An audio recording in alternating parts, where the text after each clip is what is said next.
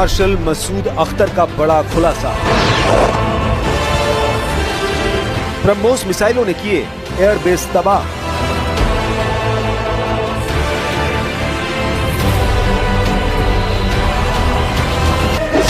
पंद्रह ब्रह्मोस ने उड़ा दिए पाकिस्तान के 11 एयरबेस।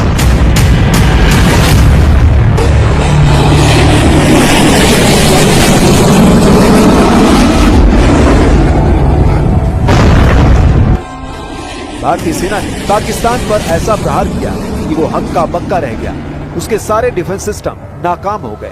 भारत की ब्रह्मोस मिसाइलों की तबाही वाले हमले पूरे पाकिस्तान के मुंह पर जोरदार तमाचा साबित हुआ है। पाकिस्तानी सेना के पास मौजूद चीनी एयर डिफेंस सिस्टम MQ-9 को हवा भी नहीं लगी कि भारत की ब्रह्मोस सुपरसोनिक क्रूज मिसाइलें कब आई और कब हमला कर दिया।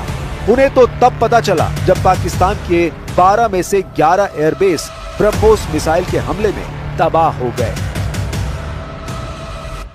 भारतीय वायुसेना के लिए सिर्फ 23 मिनट यह काफी थे पाकिस्तान की सरजमी पर पल रहे आतंक के अजगर को कुचलने के लिए, और वह आपने करके दिखाया है।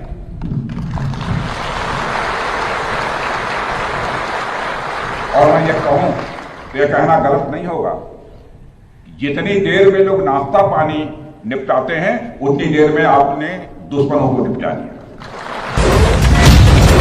अब आप ये जान लीजिए कि भारत की सुपरसोनिक क्रूज मिसाइल ब्रह्मोस कितनी ताकतवर है और ये पाकिस्तानी सेना का काल क्यों कही जा रही है।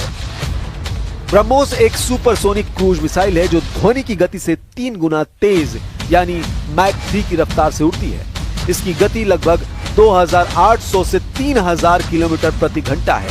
इसकी रेंज 290 किलोमीटर है, लेकिन अब इसके उन्नत वेरिएंट में 500 या 800 किलोमीटर तक के रेंज होने का दावा किया जा रहा है। ये 200 से 300 किलोग्राम उच्च विस्फोटक हथियार ढोने में भी सक्षम है। ये 15 किलोमीटर तक की ऊंचाई पर उड़ान भर सकता है और जमीन से 10 मीटर की ऊंचाई तक वार कर सकता है।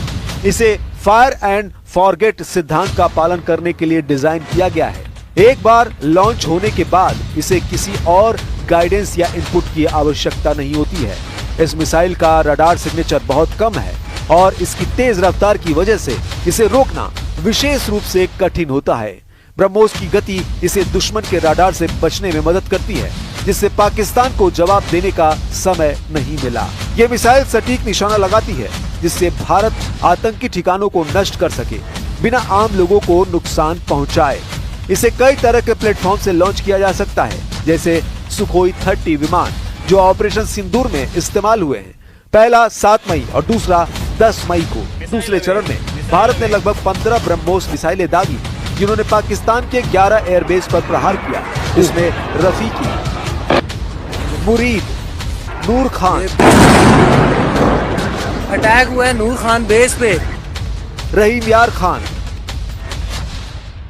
सुक्कूर और चुनिया यानी कसूर शामिल थे। इसके अलावा बासरूर और सियालकोट में रडार को भी निशाना बनाया गया। पाकिस्तान की हार पर पूर्व एयर मार्शल मसूद अख्तर का खुलासा। ऑपरेशन सिंदूर के दौरान भारतीय सेना ने अपने सटीक हमलों से पाकिस्तान के रावलपिंडी में स्थित नूर खान एयरबेस को तबाह कर दिया था, जिससे पाकिस्तान में खलबली मच गई है। पाकिस्तान से आ रही रिपोर्ट्स के मुताबिक अब पाकिस्तानी सेना के जनरल हेडक्वार्टर को रावलपिंडी से हटाया जाएगा। रिपोर्ट्स में कहा गया है कि पाकिस्तानी सेना के जनरल हेडक्वार्टर, जिसे GHQ कहा जाता है, उसे अब राजधानी इस्लामाबाद में ट्रांसफर किया जाएगा।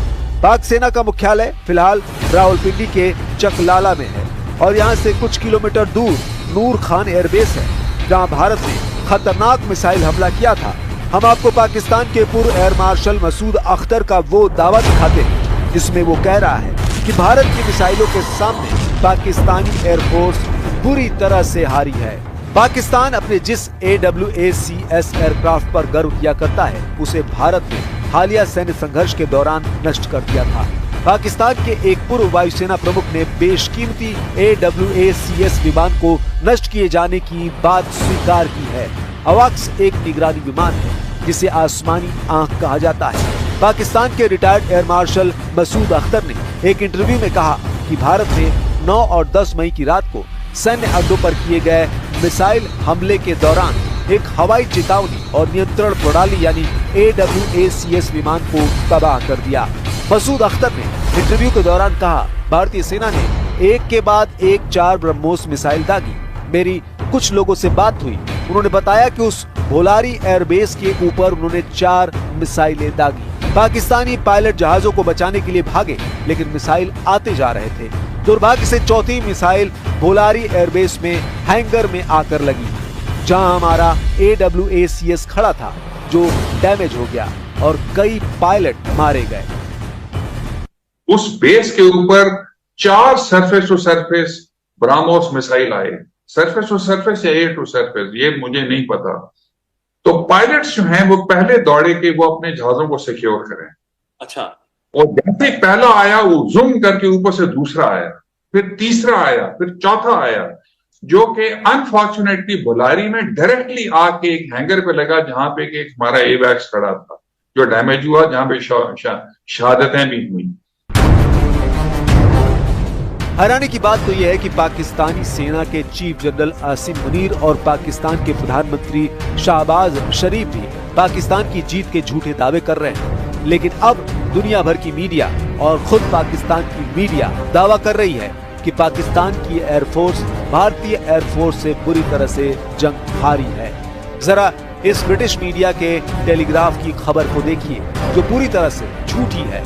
पाकिस्तानी पत्रकारों ने AI से पाकिस्तानी वायुसेना की फेक जीत की खबर बनाई है, जिसे अब पकड़ा गया है। हैरानी की बात तो यह है कि ये खबर ब्रिटिश मीडिया के टेलीग्राफ अखबार में कभी छापी ही नहीं गई थी, लेकिन उसके बावजूद पाकिस्तान के विदेश मंत्री इशाक डार इसी झूठी खबर को लेकर पाकिस्तानी संसद में बेशर्मों की तरह पाकिस्तान की जीत के दावे कर रहे थे। 6 जेट फाइटर्स इंडिया के गिराए गए, एक UAV गिराया गया, वो उनको ऑब्वियसली हजम नहीं हुआ।